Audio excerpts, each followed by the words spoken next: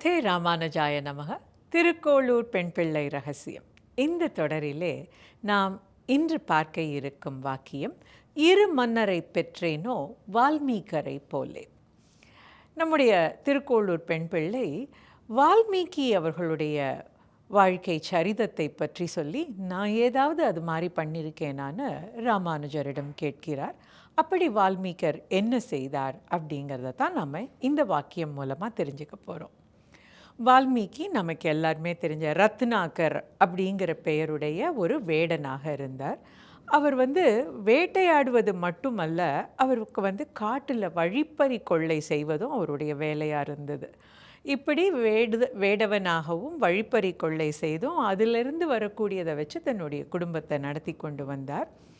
அவருடைய வாழ்க்கையில் எம்பெருமானுடைய திருவுள்ளத்தினால் ஒரு மாறுதல் ஏற்பட்டது. நாரத முனிவர் அங்கே வந்து சேர்ந்தார். நாரத முனிவர் வந்து சேர்ந்து ரத்னாகர் கிட்ட ஒரு கேள்வி கேட்டார். இப்படி நீ உயிரை கொல்லறியே, இந்த பாவமெல்லாம் உனக்கு சேருமே அப்படின்னு. இல்லை, என் குடும்பத்தில் எல்லாருக்கும் தான் நான் இந்த உணவை பிரித்து கொடுக்குறேன், எல்லாருக்கும் தான் போகும், எனக்கு மட்டும் வராது அப்படின்னு ரத்னாகர் நாரதர்கிட்ட சொல்கிறார். நாரதர், நீ போய் உன் குடும்பத்தில் கேட்டுன்னு வாயேன் அப்படின்னு சொல்ல, ரத்னாகர் அன்று வீட்டுக்கு வந்து தன்னுடைய மனைவி கிட்ட கேட்குறார்.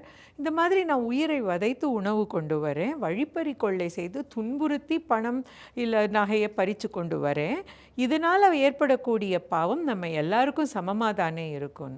அதற்கு அவருடைய மனைவி சொல்கிறார், எங்களுக்கு உணவு அளித்து, அதாவது மனைவிக்கும் மக்களுக்கும் உணவு அளித்து காக்க வேண்டியது கணவனாகிய உன்னுடைய கடமை. நீ அதை எந்த முறையில் ஈட்டி கொண்டு வரியோ அதனுடைய பாவம் எங்களை சேராது, இது உன்னை மட்டுமே சாரும் அப்படின்னு சொல்ல ஒரு உண்மை உரைக்கிறது இந்த ரத்னாகருக்கு. அவர் நேர நாரதர்கிட்ட போய் சொல்கிறார், இந்த மாதிரி இந்த பாவம் என்னத்தான் சேரும், இது என்னுடைய கடமை அப்படின்னு சொல்லிட்டாங்க அப்படின்னு.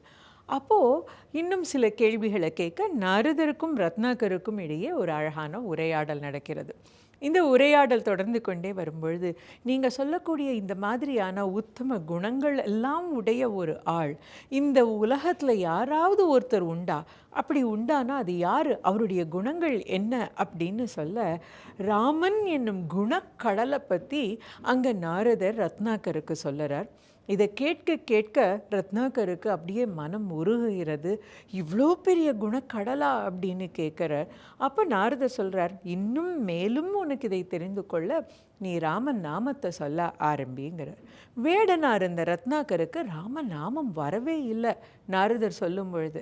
உடனே நாரதர் என்ன பண்ணார், பக்கத்தில் இருக்கக்கூடிய அந்த மரங்களை காட்டி, அந்த இருக்கே இதெல்லாம் நீ என்னது என்ன அப்படின்னு கேட்டதும் அவர் இது மராமரம் அப்படின்னு சொல்ல, அந்த மராமரம்ங்கிறதையே மீண்டும் மீண்டும் சொல்லுன்னு சொல்ல, அதை ரத்னாகர் மராமன்னு சொல்ல ராமன் நாமத்தை சொல்ல ஆரம்பிக்கிறார்.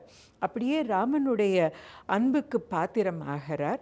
அதே நேரத்தில் நாரதர் ராமாவதாரத்தை முழுதும் ரத்னாகருக்கு சொல்கிறார். முதல்ல ராமாயண காதையை, ராமனுடைய அவதாரத்தை செவி கொடுத்து கேட்டவர் இந்த ரத்னாகர் தான்.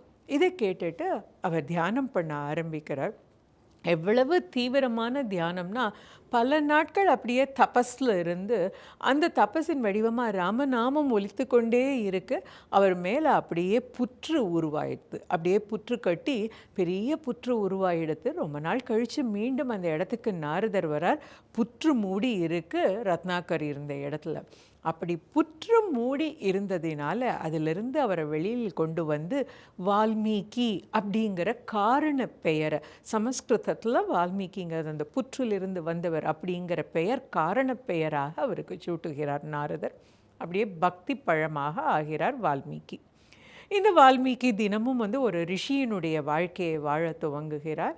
அப்படியே நீராடுறது, அதுக்கப்புறம் தன்னுடைய தினசரி தியானங்களில் ஈடுபடுவது, இப்படியே அவருடைய வாழ்க்கை போயின்ட்டுருக்கு. ஒரு நாள் எப்பவும் போல் ஆற்றில் நீராடி, தமச நதியில் நீராடி வரும்பொழுது அங்கே இருக்கிற மரத்தில், அது ஒரு நல்ல வசந்த காலத்தில், கிரௌஞ்ச பறவைகள்லாம் அப்படியே ஜோடியாக சேர்ந்து உட்காந்து ரொம்ப ரம்யமாக இருக்குது. அதை பார்த்து ரசிச்சுட்டே வரும்பொழுது யாரோ எங்கிருந்தோ ஒரு வேடன் அதில் உள்ள ஆண் பறவை மேலே அம்பை எய்தணும். இந்த கிரௌஞ்ச பறவைகளுக்குன்னு ஒரு இது உண்டு. அந்த துணையில் ஒருவர் பிரிந்தால் கூட இன்னொன்று உயிரோடு இருக்காது, இன்னொன்று உயிரை மாய்த்து கொள்ளும். இதை பார்த்ததும் வால்மீகிக்கு ரொம்ப மனம் வேதனைப்படுறது. அந்த வேதனையில் அவருக்கு ரொம்ப கோபமும் வருது. அந்த கோபத்துக்கு நடுவே அவர் அந்த வேடனை பார்த்து சொல்லுறார், மா நிஷாத பிரதிஷ்டாம் துவம் கமா சஷ்விதா சமஹ யத் கிரௌஞ்ச மிதுனாதேகம் அவதி காமமோகிதம் அப்படின்னு சொல்லுறார். அப்படின்னா மா நிஷாத, இப்படிப்பட்ட வேடனே அப்படின்னு அழைத்து பெரிய ஒரு பாவம் பண்ணிட்டியே, இந்த கிரௌஞ்ச பட்சியை நீ கொன்றிருக்கியே, இதனுடைய பாவம், அதுவும் கிரௌஞ்ச பட்சி உன்னோட ஒன்று காதலாக சேர்ந்திருக்கும் பொழுது அந்த நேரத்தில் கொன்றியே, அந்த பாவம் உன்னை விட்டு போகாது அப்படின்னு அவருடைய கோபம் பொங்கி வர இந்த இதை சொல்லிவிடுகிறார். இதுதான் முதலாக சமஸ்கிருதத்தில் சொல்லப்பட்ட ஸ்லோகம். அதாவது 8 சொற்கள் அடங்கிய இந்த ஒரு வடிவத்தில் சொல்லப்பட்ட முதல் ஸ்லோகம் இதுதான். இதற்கு முன்னால் வேதம் அது எழுதா கிழவின்னு சொல்கிறோம். ஏன்னா அதுக்கு ஏட்டில் வரலை, அது செவி வழியாக கேட்டே வந்தது. முதலாக சொல்லப்பட்ட ஸ்லோகம் இதுதான்.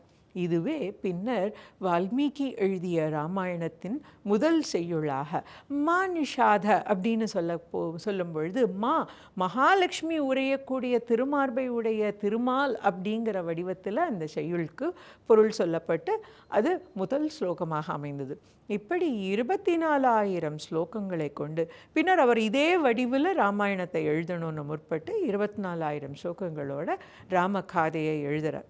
இப்படி இந்த ராமகாதையை எழுதி முடித்ததும் வால்மீகிக்கு ஒரு பெரிய ஆசை, இதை எப்படியாவது அயோத்தியில் ஸ்ரீராமச்சந்திரமூர்த்தியும் சீதாதேவியும் இருக்கிற அந்த கொலு மண்டபத்தில் வச்சு அரங்கேற்றணும், ஸ்ரீராமன் இதை கேட்கணும்னு ரொம்ப ஆசைப்படுறார்.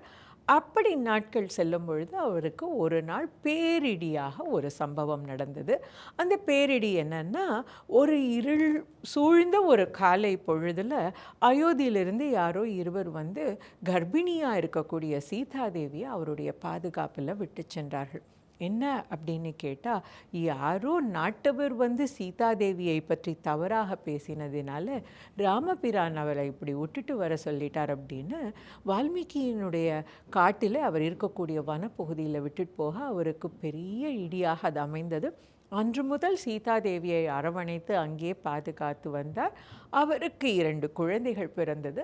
அந்த குழந்தைகளுக்கு லவன் குச்சன்னு பேரிட்டு வால்மீகரே அந்த குழந்தைகளை வளர்த்து வந்தார். வால்மீகி எந்த ராமாயணத்தை தான் ராமனுக்கு முன்னால் சொல்லி அரங்கேற்றணும்னு ஆசைப்பட்டாரோ அந்த ராமகாதையை இந்த லவகுச்சனுக்கு சொல்லி கொடுக்க அந்த குழந்தைகள் ரொம்ப அழகாக இந்த கதையை சொல்லி வந்தார்கள்.